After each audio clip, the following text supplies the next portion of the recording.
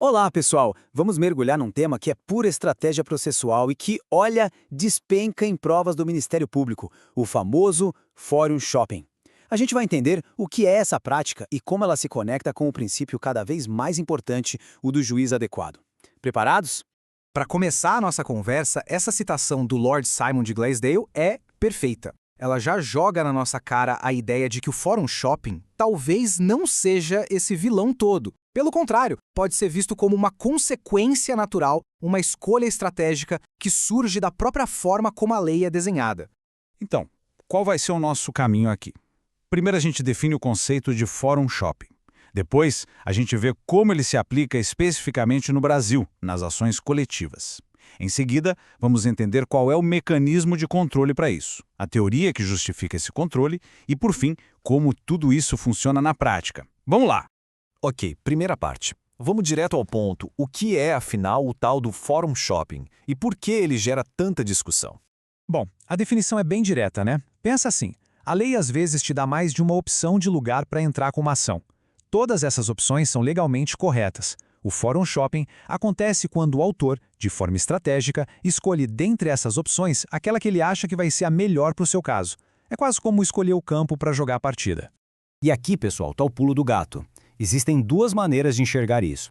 De um lado, doutrinadores de peso, como o Antônio do Passo Cabral, defendem que isso é um direito potestativo, ou seja, é uma faculdade, um poder que a própria lei deu ao autor. Mas, do outro lado, tem a visão de que isso pode virar um abuso, uma espécie de mercantilização da justiça, onde se busca um juiz mais amigável, o que pode criar um peso enorme e injusto para a defesa do réu. Beleza, parte 2. Como que essa história toda aterrissa aqui no Brasil, especificamente nas ações coletivas? Para entender isso no Brasil, a gente precisa lembrar de uma coisa chave. A tutela coletiva aqui funciona como um microsistema processual. A gente não olha só o CPC. A Lei da Ação Civil Pública e principalmente o Código de Defesa do Consumidor formam a espinha dorsal que regula esse tipo de ação. E aí que entra o artigo que tem que estar na ponta da língua para a prova, o 93, inciso 2º do CDC. Ele é a chave de tudo. Para danos que afetam um país inteiro ou uma região, como um grande desastre ambiental, por exemplo, a lei diz que a ação pode ser proposta em várias capitais, ou seja, ela mesma cria a possibilidade da escolha. Ela abre a porta para o Fórum Shopping. E olha só, não pensem que isso é coisa só do direito do consumidor, não. Lá no direito do trabalho, a história se repete. A OJ 130 do TST segue exatamente a mesma lógica. Se o dano é de escala nacional, a ação trabalhista coletiva pode ser proposta em diversas capitais. Isso reforça que a escolha estratégica do foro tem amparo legal em diferentes áreas.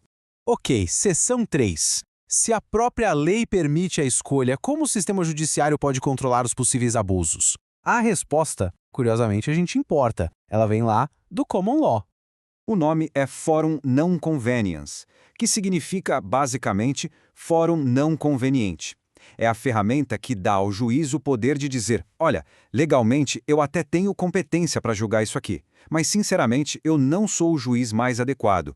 Existe um outro foro que vai resolver essa questão de forma muito melhor, mais eficiente e mais justa. É um controle feito caso a caso. Pois é, e aí vem aquela pergunta que sempre cai em prova oral. Ué, mas isso não fere de morte o princípio do juiz natural? Se a lei diz que o juiz X é competente, como ele pode, por uma decisão dele, dizer que não vai julgar? Então, vamos lá. A visão clássica, aquela que a gente aprende primeiro na faculdade, é bem rígida, né? O juiz natural é aquele que a lei, de forma abstrata, antes do conflito acontecer, já determinou quem é. Ponto. Isso é uma garantia contra a criação de tribunais de exceção. E por muito tempo, essa visão super rígida foi um obstáculo para a gente aplicar doutrinas mais flexíveis, como o Fórum Não Convenientes. Beleza, vamos agora para a parte 4, onde a mágica acontece. A gente vai ver como a doutrina evoluiu para conciliar tudo isso, reinterpretando o próprio princípio do juiz natural. É aqui que entram os doutrinadores mais modernos, e vale muito a pena anotar nomes como Ravi Peixoto e, de novo, Antônio do Passo Cabral. O que eles propõem é uma releitura genial. Eles dizem que a verdadeira garantia do juiz natural não é só ter um juiz definido numa lei abstrata, mas sim ter o juiz adequado para o caso concreto. O que a Constituição proíbe é o arbítrio, a escolha pessoal, e não a busca pela eficiência e pela justiça. Então o caminho da evolução é esse, percebem? A gente sai de uma regra super engessada, que às vezes até permitia manipulação, e vai para um princípio muito mais dinâmico, mais inteligente. O foco deixa de ser apenas a competência legal, abstrata, e passa a ser a adequação concreta. A gente busca o juízo que pode entregar a melhor prestação jurisdicional para aquele conflito específico. E o mais importante, isso não é uma viagem da doutrina, não. Essa interpretação moderna está totalmente ancorada em princípios que já estão lá, firmes e fortes, no nosso Código de Processo Civil, como o dever de boa-fé processual, que proíbe o abuso de direito, e o princípio da eficiência. Chegamos na nossa última parte. Agora é a hora de juntar todas as peças e ver como isso funciona na vida real, no dia a dia do tribunal. A grande questão prática é essa, né? Tá bom, o juiz pode fazer isso, mas com base em quê? Como ele decide qual foro é o mais adequado sem que essa seja uma decisão tirada da cartola, de forma arbitrária? E a resposta é, com base em critérios bem concretos, bem objetivos. O juiz vai fazer uma espécie de checklist, sabe? Ele vai olhar onde está mais fácil produzir as provas, qual foro vai garantir um processo mais rápido e com menos custo. Essa escolha do autor não está prejudicando de forma absurda a defesa do réu. E a decisão final, onde ela vai ser mais efetiva. É uma análise que busca o melhor resultado para o processo como um todo. Olha, e esse quadro aqui é para guardar, tirar print, porque ele resume tudo de forma espetacular. O Fórum Shopping é o direito de escolha do autor.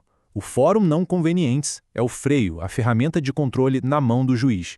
E dando a liga em tudo isso, o princípio do juiz adequado, que é a base teórica que permite esse controle. É o resumo perfeito para revisão. No final das contas, a grande sacada é essa. A gente sai da ideia de um simples direito de escolha para chegar num dever de adequação. O desafio de hoje é justamente esse. Como a gente equilibra a liberdade estratégica de quem entra com a ação com a necessidade do sistema de entregar uma justiça que seja eficiente e leal para todo mundo. Bom, pessoal, espero de verdade que essa nossa conversa tenha ajudado a clarear as ideias sobre esse tema tão importante. Se este material foi útil para a sua preparação, não esquece de se inscrever aqui no canal e deixar aquele like que ajuda demais a gente a continuar produzindo conteúdo. Um abraço e até a próxima!